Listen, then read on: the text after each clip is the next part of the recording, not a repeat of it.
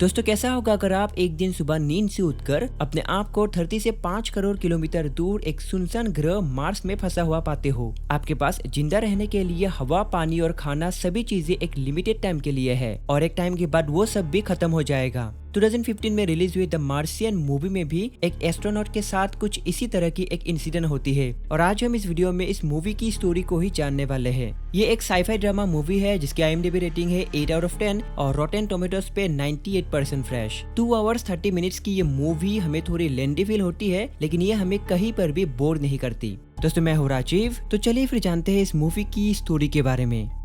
Movie की शुरुआत में हमें दिखाया जाता है कि नासा से 6 एस्ट्रोनॉट की एक टीम मार्स पे जाते हैं कुछ सैंपल्स कलेक्ट करने के लिए और वो लोग वहाँ पर लगभग 1 महीने के लिए रुकने वाले थे। लेकिन एक दिन वो जान पाते हैं कि उनकी मिशन साइट पे एक बहुत बड़ा तूफान आने वाला है और इसीलिए वो लोग उस मिशन को वहीं पर ही बंद कर देते हैं और उसी वक्त अर्थ पे लौट जाने का फैसला करते हैं। वो लोग अपने बेस कैंप से निकल के फ्लाइंग ऑब्जेक्ट की ओर जा ही रहे थे कि तब तक वहाँ पर तूफान आ जाता है। उनमें से एक एस्ट्रोनॉट का नाम था मार्क वाटनी और तूफान के दौरान एक एंटेना उड़कर उसके शरीर पे लगता है जो उसे वहाँ से दूर उड़ा ले जाता है। बाकी सभी टीम मेंबर्स उसे ढूंढने की बहुत कोशिश करते हैं लेकिन उसे ढूंढ नहीं पाते और उससे कोई सिग्नल भी मिल नहीं रही थी, जिसके कारण वो लोग मार्क से कांटेक्ट भी कर नहीं पाते हैं। साथ ही तेज तूफान की वजह से वो लोग कुछ देख भी नहीं पा रहे थे। बहुत देर तक उसे ढूंढने के बाद भी वहाँ पर ना मिलने के कारण बाकी टीम मेंबर्स को ऐसा लगता है कि वो वहाँ पर मारा गया है और इसीलिए वो लोग मार्क को वहीं पर ही छोड़कर वहाँ से निकल जाते हैं।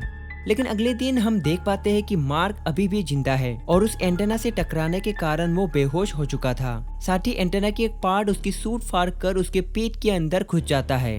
अब होश आने के बाद वो उस रॉड के कारण बहुत ही तकलीफ में होता है। वो जैसे तैसे वहाँ से उठकर अपने कैंप के पास जाता है और अकेले ही एक छोटा मोटा ऑपरेशन भी करता है और उस रॉड को अपने पेट से बाहर निकालता है। कुछ देर बाद वो जान पाता है कि वो उस ग्रह पे अकेले ही फंस चुका है और अब वो चाहकर भी नासा से कांटेक्ट कर नहीं सकता क्योंकि कम्युनिकेट करने वाली सभी एंटेना उस रात तूफान की वजह से टूट गई थी। वो अपने अकेलेपन को दूर करने के लिए समय समय पर उसकी परिस्थिति के बारे में बताते हुए वीडियो रिकॉर्ड करता था। उसके बाद वो अपने खाने का हिसाब करता है और जान पाता है कि अब उसके पास जितना भी खाना है उसे 6 लोग 68 दिन तक खा सकते हैं और उसी को अगर वो अकेला खाए तो 400 दिन तक खा पाएगा। साथ ही उसके पास वाटर रिक्लेमर और ऑक्सीजनेटर भी थी, जिसके वजह से पानी और ऑक्सीजन की प्रॉब्लम भी सोल्व हो चुकी थी। अब मार्क के पास सिर्फ एक ही उपाय बची थी जिससे वो अर्थ पे लौट सकता है और वो था नासा का अगला मिशन एरिस 4 जो उस दिन से लगभग 4 साल बाद होने वाला था। मतलब यहाँ से लौट जाने के लिए उसे नासा की अगली मिशन एरिस 4 के लिए 4 साल मार्स पे इंतजार करना होगा। लेकिन अब मेन प्रॉब्लम थी कि मार्क के पास जितना भी खाना था उससे 4 साल तक जिंदा रहना इम्पॉसिबल था। खैर, कुछ दिनों बाद मार्क इस खाने की प्रॉब्लम का एक सोल्यूशन ढूंढ पाता है। क्योंकि वो एक बॉटनिस्ट था इसलिए उसे प्लांट्स के बारे में काफी नॉलेज थी। वो अपने कैंप के एक साइड में अलग से एक और चैम्बर बनाता है और वहाँ पर मार्स की मिट्टी के साथ अपनी पॉटी मिक्स करके आलू उगाने की कोशिश करता है। लेकिन दिक्कत ये थी कि जब वो आलू उगाने जाता है तब बहुत ज्यादा पानी की जरूरत होती है और उतना ज्यादा पानी उसके पास नहीं था। इसका सोल्यूशन ढूंढते हुए वो वहाँ पर मौजूद रॉकेट की तेल से हाइड्रोजन निकलता है और उसमें ऑक्सीजन मिलाकर आग जलाने की कोशिश करता है। पहला ट्राई बेकार जाता है लेकिन उसके बाद वो उस एक्सपेरिमेंट में से पानी की प्रॉब्लम सोल्व करने में सफल हो पाता है। अब उसके पास आलू उगाने के लिए जरूरी सभी चीजें थी और कुछ दिनों बाद वो नोटिस करता है कि वहाँ पर आलू के बीज उग रहे हैं, जिसे देखकर वो बहुत ज्यादा खुश होता है। उधर अर्थ पे मार्क को मरा हुआ घोषित किया जाता है। उसकी फ्यूनरल भी की जाती है लेकिन मार्क मार्स पे ठीक ठाक था और आलू उगा रहा था। कुछ दिनों बाद हमें नासा की मार्स मिशन के डायरेक्टर विंसेंट कपूर को दिखाया जाता है जो अपने एम्प्लॉय के साथ मार्स की सतह की कई सारे जगह को मॉनिटर कर रहे थे और जिससे वो जान पाते हैं कि मार्क अभी भी वहाँ पर जिंदा है। ये जानने के बाद पहले वो लोग बहुत ज्यादा शॉक्ड हो जाते हैं, लेकिन उसके बाद वो उसे वहाँ से कैसे वापस ला सकते हैं उसके बारे में सोचने लगते हैं। अब नासा के सीनियर्स ये डिसाइड करते हैं कि क्योंकि नासा का अगला मिशन एरिस 4 के लिए अभी भी 4 साल बाकी है, इसलिए मार्क को वहाँ पर जिंदा रखने के लिए एक छोटी सी रॉकेट से उसके लिए पर्याप्त खाना भेज देंगे ताकि एरिस 4 मिशन तक मार्क वहाँ पर अच्छे से जिंदा रह सके। लेकिन उस रॉकेट को बनाने में ही 3 महीने लग जाएंगे और उसे मार्स तक भेजने में और 9 महीने, मतलब खाना भेजने में कम से कम 1 साल तो लग ही जाएंगे। उसके बाद हम फिर से मार्क को देख पाते हैं और उसके द्वारा बोया गया आलू 48 दिनों के बाद खाने लायक हो चुका था। वो फसल काट के फिर से नया बीज भी बोता है, लेकिन वहाँ पर ये सब करके भी कोई फर्क नहीं पड़ेगा जब तक वो नासा से फिर से संपर्क कर नहीं पाता है। कुछ दिनों बाद मार्क वहाँ पर एक सैटेलाइट ढूंढ पाता है जिसका नाम था पाथफाइंडर, जिसे 1997 में मार्स की एक मिशन में भेजा गया था, लेकिन किसी कारण नासा के साथ इसका संपर्क टूट जाता है। पाथफाइंडर मार्स की तस्वीरें लेकर अर्थ को भेजने का काम करता था। कुछ प्रयासों के बाद वो पाथफाइंडर मशीन को लगभग ठीक कर पाता है। उधर विंसेंट सैटेलाइट के जरिए हर समय मार्क के ऊपर नजर रख रहा था और वो सैटेलाइट की तस्वीरों से जान पाता है कि मार्क पाथफाइंडर के जरिए नासा से संपर्क करने की कोशिश कर रहा है, जिसे देखने के बाद विंसेंट सीधे कैलिफोर्निया चला जाता है। वहाँ पर वो उन सभी लोगों से मिलता है जो 1997 वाले पाथफाइंडर को निर्माण करने में जुड़े थे। यहाँ पर वो लोग पाथफाइंडर की पुराने सेटअप को फिर से एक्टिवेट करते हैं, जिससे वो लोग मार्क द्वारा भेजी गई मैसेजेस को पढ़ सके। क्योंकि पाथफाइंडर मशीन बहुत ही पुराना था, इसीलिए वो लोग सिर्फ हाँ या तो ना के जरिए कम्युनिकेट कर पा रहे थे और उनके बीच एक सिंपल मैसेज भेजने में ही बहुत ज्यादा समय लग रहा था। अब इस तरह से बात करते करते नासा वाले मार्क को एक हैकिंग कोड देते हैं, जिसके जरिए वो एक कंप्यूटर को हैक करता है और उसके बाद वो नासा से टेक्स्ट और मेल के जरिए बात भी कर पाता है।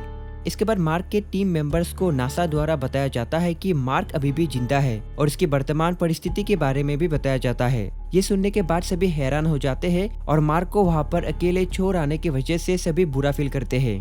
उसके बाद कुछ दिनों तक सब कुछ ठीक ठाक चल रहा था, लेकिन एक दिन कैम्प के एक पार्ट में किसी तकनीकी खराबी आने के कारण एक विस्फोट होता है। विस्फोट से मार्क तो बच जाता है, लेकिन उसके द्वारा बोया गया सभी फसल नष्ट हो जाता है और फसल उगाने का एनवायरनमेंट भी पूरी तरह से तबाह हो जाता है।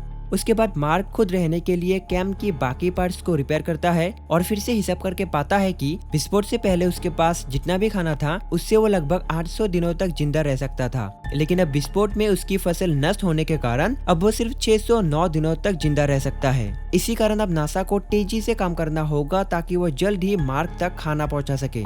अब नासा वाले मार्क से कहते हैं कि जितना खाना वो एक दिन में खाता था उतना ही अब उसे 3 दिनों तक खाना होगा और जिस रॉकेट के जरिए मार्क तक खाना पहुंचाने का बंदोबस्त करते हैं उस रॉकेट का टेस्टिंग पीरियड पूरी तरह से स्किप कर देते हैं। मतलब रॉकेट लॉन्च करने से पहले उसका कोई भी टेस्ट किया नहीं जाता और ऐसा वो लोग सिर्फ समय बचाने के लिए और मार्क तक जल्दी से खाना पहुँचाने के लिए करते हैं, क्योंकि टेस्टिंग पीरियड में भी महीनों लग जाते हैं। कुछ दिनों बाद रॉकेट तैयार हो जाता है और नासा वाले उसमें खाना और जरूरी सामान भर के रॉकेट लॉन्च कर देते हैं, लेकिन लॉन्च करने से कुछ ही समय बाद ही रॉकेट में तकनीकी खराबी आने से वो ब्लास्ट होकर पूरी तरह से बर्बाद हो जाता है, जिसके साथ मार्क को बचाने का लास्ट होप भी खत्म हो जाता है, क्योंकि अब मार्क नासा की एरिस 4 मिशन तक जिंदा रह नहीं सकेगा। इस इंसिडेंट से मार्क पूरी तरह से निराश हो जाता है और घर लौटने का होप भी छोड़ देता है, लेकिन तभी नासा मार्क को बचाने का एक और अपॉर्चुनिटी पाता है। दरअसल नासा की रॉकेट ब्लास्ट होने के बाद चाइना नासा से संपर्क करता है और ये भी बताता है कि उनके पास एक रॉकेट ऑलरेडी तैयार है जिसे मार्स तक भेजा जा सकता है और इसी तरह से चाइना के मदद से नासा फिर से मार्क को बचाने का एक और मौका पाता है। अब नासा वाले चाइना के साथ एक और प्लान बना ही रहे थे कि तभी रिच नामक एक पर्सन कपूर से आकर मिलता है।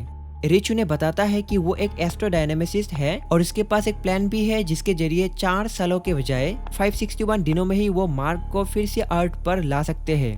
दरअसल मार्क के टीम मेंबर्स जिस यान के जरिए अर्थ पे वापस आ रहे थे उसका नाम था हर्मिस, और अगर हर्मिस मौजूदा स्पीड से आता रहे तो लगभग 1 महीने में ही अर्थ तक पहुंच जाएगा। लेकिन स्पीड को कम रखने के बजाय स्पीड को बढ़ाकर हर्मिस को सिर्फ अर्थ का एक चक्कर लगाकर फिर से मार्स की ओर जाना होगा।